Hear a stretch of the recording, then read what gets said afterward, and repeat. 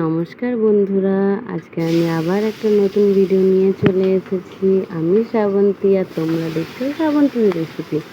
তো দেখতেই পাচ্ছ আমি কড়াইটা বসিয়ে তেল গরম করতে দিয়ে দিয়েছিলাম। তার মধ্যে আমি দিয়ে দিলাম, কি ভাবছো ওগুলো ওগুলো হলো আলুর খোসা, তারপর হলো গিয়ে পটলের খোসা আর পাকা কাঁচা পটল।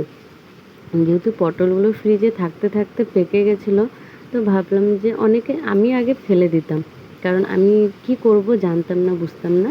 পরে আমি এক জায়গা থেকে দেখি যে এরকম রান্নাটা করে, তো তোমরা দেখো।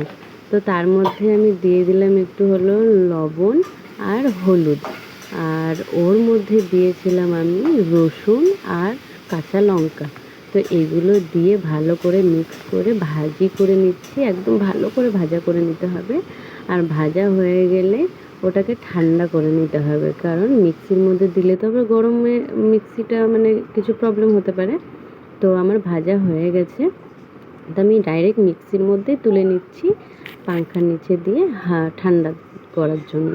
তো ঠান্ডা হয়ে গেলে সেটাকে আমি পেস্ট করব। মানে অনেকেই পটলের ভর্তা বলে, অনেকে চাটনি বলে, যেমন আমি পটলের চাটনি বলি আমাকে কেউ জিজ্ঞেস করলে। তো তোমরা কে কে এরকম করে খাও প্লিজ কমেন্ট করে জানিও।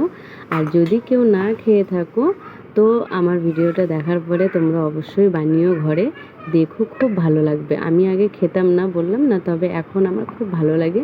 মানে দারুণ একটা জিনিস, গরম ভাতের সঙ্গে খুব সুন্দর লাগে, মানে এটা থাকলে আর কিছু চাই না। তো দেখতেই পাচ্ছ আমি ঠান্ডা হয়ে গেছে কিছুক্ষণ রাখার পরে, তো আমি এটাকে পেস্ট করে নেব। তো পেস্ট করে নিয়েছি। এরপরে কড়াইয়ে আবারও একটু তেল দিয়ে কালো জিরে দিয়ে এটাকে একটু ভেজে নিতে পারো। আবার অনেকে নাও ভাজতে পারো, যেহেতু একবার তো ভাজা করা হয়েছে, তো পেস্টটা ওইভাবে খেতে পারো। কিন্তু আমি মানে আমার ভালো লাগে না, তার জন্য আমি আর কি আরেকটু তেলের মধ্যে ভেজে নিই, তো ভালোই লাগে। আর আমার হাজব্যান্ডের তো খুব পছন্দ এটা, আর ও আমাকে বলতো প্রায়। আর এটা আমি আমার বড় ননদের কাছ থেকে শিখেছিলাম।